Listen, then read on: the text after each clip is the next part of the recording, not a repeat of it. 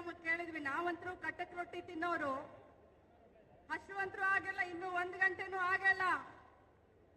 ಬೋಲೋ ಭಾರತ್ ಮಾತಾ ಕಿ. ಬಂಧುಗಳೇ, ಅತ್ಯಂತ ಅಭಿಮಾನದಿಂದ ಹಾಸನ ಜಿಲ್ಲೆಯಲ್ಲಿ ಹಾಸನಾಂಬೆಯ ಆಶೀರ್ವಾದವನ್ನು ಪಡೆದು ಸ್ವಾಭಿಮಾನ ಜನಕಲ್ಯಾಣ ಈ ಒಂದು ಸಮಾವೇಶದಲ್ಲಿ ಭಾಗವಹಿಸಲಿಕ್ಕೆ ಆಗಮಿಸ್ತಾ ಇರುವಂತ ಈ ರಾಜ್ಯದ ಮುಖ್ಯಮಂತ್ರಿಗಳು, ಭಾಗ್ಯಗಳ ಸರದಾರ, ದೀನ ದಲಿತರ, ಮಹಿಳೆಯರ ಒಳಿತಿಗೆ ಯಾವತ್ತೂ ಕೂಡ ಶ್ರಮಿಸ್ತಾ ಇರುವಂತ ಹೆಮ್ಮೆಯ ಸಿದ್ದರಾಮಯ್ಯ ಸಾಹೇಬ್ರೆ, ರಾಜ್ಯದಲ್ಲಿ ಕಾಂಗ್ರೆಸ್ ಪಕ್ಷವನ್ನ ಅತ್ಯಂತ ಚಾತುರ್ಯದಿಂದ ಸಂಘಟನೆ ಮಾಡಿ ಸಂಕಷ್ಟದ ಸಮಯದಲ್ಲಿ ಕಾಂಗ್ರೆಸ್ ಪಕ್ಷದ ಅಧ್ಯಕ್ಷರಾಗಿ ಸಂಘಟನೆಗೆ ಇನ್ನೊಂದು ಹೆಸರು ರಾಜ್ಯದ ಉಪಮುಖ್ಯಮಂತ್ರಿಗಳಾದಂತ ಶ್ರೀ ಡಿ.ಕೆ. ಶಿವಕುಮಾರ್ ಸಾಹೇಬ್ರೆ, ಉಸ್ತುವಾರಿಗಳಾದಂತ ಸುರ್ಜೇವಾಲಾ ಅವರೇ, ವೇದಿಕೆ ಮೇಲೆ ಆಸೀನರಾದಂತ ನಮ್ಮ ಸರ್ಕಾರದ ಎಲ್ಲ ಮಾನ್ಯ ಮಂತ್ರಿಗಳೇ, ಪಕ್ಷದ ಎಲ್ಲ ಶಾಸಕರೇ, ಮಾಜಿ ಶಾಸಕರೇ, ಬಹಳಷ್ಟು ಸಂಘ ಸಂಸ್ಥೆಗಳು ಎಲ್ಲರ ಒಂದು ಆಶ್ರಯದಲ್ಲಿ ಇವತ್ತು ಸಮಾವೇಶವನ್ನ ಮಾಡ್ತಾ ಇದ್ದೀವಿ. ಎಲ್ಲ ಸಂಘ ಸಂಸ್ಥೆಯ ಅಧ್ಯಕ್ಷರೇ, ಸದಸ್ಯರುಗಳೇ, ಮಾಜಿ ಶಾಸಕರೇ, ಮಾಜಿ ಮಂತ್ರಿಗಳೇ, ಕಾಂಗ್ರೆಸ್ ಪಕ್ಷದ ಜಿಲ್ಲಾ ಅಧ್ಯಕ್ಷರೇ, ಎಲ್ಲ ಮುಂಚೂಣಿ ಘಟಕದ ಅಧ್ಯಕ್ಷರೇ, ಎಲ್ಲರಕ್ಕಿಂತ ಜಾಸ್ತಿಯಾಗಿ ಇವತ್ತು ಕಾಂಗ್ರೆಸ್ ಪಕ್ಷ ಕರ್ನಾಟಕದಲ್ಲಿ ಸರ್ಕಾರವನ್ನ ತರಲಿಕ್ಕೆ ಯಾರಾದ್ರೂ ಕಾರಣ ಆಗಿದ್ರೆ ಪಕ್ಷದ ಅಭಿಮಾನಿ ದೇವರುಗಳೇ, ಮಾಧ್ಯಮದ ಎಲ್ಲ ಸಹೋದರರೇ, ಬಂಧುಗಳೇ, ಪ್ರತಿಯೊಬ್ಬ ಮುಖಂಡರು ತಮ್ಮನ್ನೆಲ್ಲರನ್ನು ಉದ್ದೇಶಿಸಿ ಮಾತನಾಡ್ತಿರುವಂತ ಸಂದರ್ಭದಲ್ಲಿ ನಮ್ಮ ಪಕ್ಷದ ಸಿದ್ಧಾಂತ, ನಮ್ಮ ಸರ್ಕಾರದ ಬದ್ಧತೆ, ಮಾನ್ಯ ಮುಖ್ಯಮಂತ್ರಿಗಳ ಆಚಾರ ವಿಚಾರವನ್ನ ಬಹಳ ಚೆನ್ನಾಗಿ ತಮ್ಮೆಲ್ಲರ ಎದುರುಗಡೆ ಪ್ರಸ್ತುತ ಮಾಡಿದ್ದಾರೆ. ಇವತ್ತು ಹಾಸನ ಜಿಲ್ಲೆ ಈ ದೇಶದ ಪ್ರಧಾನಮಂತ್ರಿಯಾದಂತಹ ಒಂದು ಜಿಲ್ಲೆ ಹಾಸನ ಜಿಲ್ಲೆ. ಆದ್ರೆ ಈ ಸಂದರ್ಭದಲ್ಲಿ ನಾನು ಹೇಳಲಿಕ್ಕೆ ಬಯಸ್ತೇನೆ, ಹಾಸನ ಜಿಲ್ಲೆಯ ಪ್ರಧಾನಮಂತ್ರಿ ದೇಶಕ್ಕೆ ಆಗಬೇಕಾದ್ರೆ ಕಾಂಗ್ರೆಸ್ ಪಕ್ಷದ ಕೊಡುಗೆ ಕೂಡ ಇದೆ ಅನ್ನೋದನ್ನ ನಾವು ಯಾರು ಮರಿಬಾರದು. ಇವತ್ತು ಬಂಧುಗಳೇ, ಏನು ಚುನಾವಣೆ ಪೂರ್ವ ನಮ್ಮ ಪಕ್ಷ ಇಡೀ ಕರ್ನಾಟಕ ರಾಜ್ಯವನ್ನ ಸಂಚರಣೆ ಮಾಡಿ ಕರೋನಾದಿಂದ ತತ್ತರಿಸಿದಂತ ಕರ್ನಾಟಕ ರಾಜ್ಯದ ಜನತೆಗೆ, ಬೆಲೆ ಏರಿಕೆಯಿಂದ ತತ್ತರಿಸಿದಂತ ಎಲ್ಲ ಜನಸಾಮಾನ್ಯರಿಗೆ 5 ಗ್ಯಾರಂಟಿಗಳನ್ನ ಕೊಡ್ತೀವಿ. ಬರೀ ಅಭಿವೃದ್ಧಿ ಅಂತಂದ್ರೆ ಬರೀ ರೋಡು, ಗಟರು, ಬ್ರಿಡ್ಜ್ ಅಲ್ಲ. ಅಭಿವೃದ್ಧಿ ಅಂತಂದ್ರೆ ಪ್ರತಿಯೊಬ್ಬರ ಮನೆ ಬೆಳಗಬೇಕು, ಮನೆಗಳು ಶಾಂತಿಯಿಂದ ಇರಬೇಕು ಅಂತ ಹೇಳಿ 5 ಗ್ಯಾರಂಟಿ ಘೋಷಣೆ ಏನ್ ಮಾಡಿದ್ವಿ. ಆ 5 ಗ್ಯಾರಂಟಿಯನ್ನ ಬರೀ 100 ದಿನದಲ್ಲಿ ತಮ್ಮ ಮನೆ ಬಾಗಿಲಿಗೆ ತಲುಪಿಸುವಂತ ಕೆಲಸವನ್ನ ಅತ್ಯಂತ ಸರಳ ಮತ್ತು ಪ್ರಾಮಾಣಿಕತೆಯಿಂದ ನಮ್ಮ ಸರ್ಕಾರ ಮತ್ತು ಸಿದ್ದರಾಮಯ್ಯ ಅವರು ಮಾಡಿದ್ದಾರೆ ಅಂತ ಬಹಳ ಹೆಮ್ಮೆಯಿಂದ ಹೇಳಲಿಕ್ಕೆ ಬಯಸ್ತೇನೆ.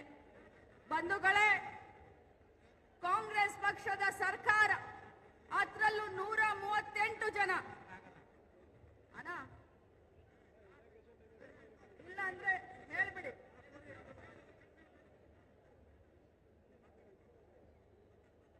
ಇಲ್ಲಂದ್ರೆ ಇಲ್ಲೇ ಪಕ್ಕದಲ್ಲಿ ಬಂದು ಮಾತಾಡ್ಬನ್ನಿ.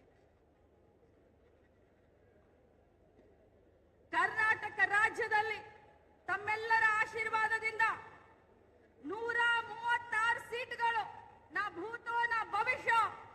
ಇಡೀ ದೇಶದಲ್ಲಿ ಎಲ್ಲಿ ನೋಡಿದ್ರೆ ಅಲ್ಲಿ ಬಹಳಷ್ಟು ಅನಾಚಾರವನ್ನ ಮಾಡಿ ಚುನಾಯಿತ ಸರ್ಕಾರವನ್ನ ಬೀಳಿಸಿ ಬರೀ ಬಿಜೆಪಿ ಸರ್ಕಾರವನ್ನ ಮಾಡುವಂತ ಸಂದರ್ಭದಲ್ಲಿ ಕರ್ನಾಟಕದ ಸ್ವಾಭಿಮಾನಿ ಮತದಾರರು 136 ಜನ ಶಾಸಕರನ್ನ ಗೆಲ್ಲಿಸಿ ರಾಜ್ಯಭಾರವನ್ನ ಮಾಡಿ ಅಂತ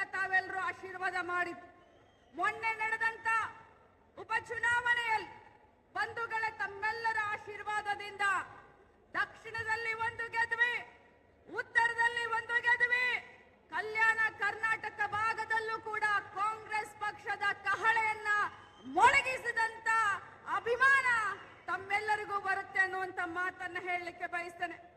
ಪದೇ ಪದೇ ನಮ್ಮ ಸರ್ಕಾರದ ಮೇಲೆ, ಸರ್ಕಾರದ ಮಂತ್ರಿಗಳ ಮೇಲೆ ಹಾಗೂ ಮುಖ್ಯಮಂತ್ರಿಗಳ ಮೇಲೆ ಕ್ಷುಲ್ಲಕ ರಾಜಕಾರಣವನ್ನ ಮಾಡಿ ಯಾವತ್ತೂ ಕೂಡ 40 ವರ್ಷ ರಾಜಕೀಯ ಇತಿಹಾಸದಲ್ಲಿ ಮಾನ್ಯ ಮುಖ್ಯಮಂತ್ರಿಗಳ ಮೇಲೆ ಕಪ್ಪು ಚುಕ್ಕೆ ಇಲ್ಲ ಅನ್ನೋದಕ್ಕೆ ಈ ಒಂದು ಮೂಡ ಹಗರವನ್ನ ಅವರ ಮುಖಕ್ಕೆ ಬಳಿಲಿಕ್ಕೆ ಹೋಗ್ತಾ ಇದ್ದಾರೆ. ಆದ್ರೆ ಮೊನ್ನೆ ನಡೆದಂತ ಉಪಚುನಾವಣೆಯಲ್ಲಿ ಕಾಂಗ್ರೆಸ್ ಪಕ್ಷದ ಅಭಿಮಾನಿಗಳು ಬಿಜೆಪಿಗೆ ಮತ್ತು ಜೆಡಿಎಸ್ಗೆ ತಕ್ಕ ಶಾಸ್ತಿಯನ್ನ ಮಾಡುವುದರ ಮುಖಾಂತರ ಅವರ ಬಾಯಿಗೆ ಬೀಗವನ್ನ ಹಾಕುವಂತ ಕೆಲಸವನ್ನ ಮಾಡಿದ್ದೀರ. ಇವತ್ತು ನಮ್ಮ ಪಕ್ಷದ ಬಗ್ಗೆ ಮಾತನಾಡುವಂತ ನೈತಿಕತೆ ಬಿಜೆಪಿಗರಿಗೂ ಇಲ್ಲ, ಜೆಡಿಎಸ್ಗೂ ಇಲ್ಲ.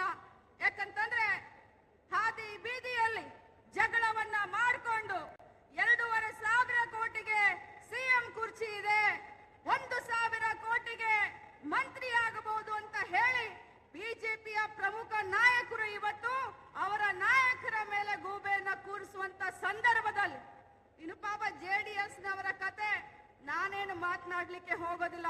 ಒಬ್ಬ ಮಹಿಳಾ ಮಕ್ಕಳ ಕಲ್ಯಾಣ ಇಲಾಖೆಯ ಸಚಿವೆಯಾಗಿ ನಾನು ಇಷ್ಟೇ ಹೇಳಲಿಕ್ಕೆ ಬಯಸ್ತೇನೆ, ಯಾವ ಹೆಣ್ಣು ಮಕ್ಕಳಿಗೂ ಕೂಡ ಅನ್ಯಾಯ ಮಾಡಬಾರ್ದು, ಯಾವ ಹೆಣ್ಣು ಮಕ್ಕಳ ತಂಟೆಗೆ ಹೋಗ್ಕೂಡ್ದು. ದ್ರೌಪದಿಯ ತಂಟೆಗೆ ಹೋಗಿ ದುಶ್ಯಾಸನ ದುರ್ಯೋಧನನ ಕಥೆ ಏನಾಯ್ತು ಅದು ಇತಿಹಾಸ. ಆ ಇತಿಹಾಸವನ್ನ ನಾವು ಮರಿಬಾರ್ದು. ಮಹಿಳೆ ಯಾವತ್ತಿದ್ರೂ ಕೂಡ ತ್ಯಾಗಮಯಿ.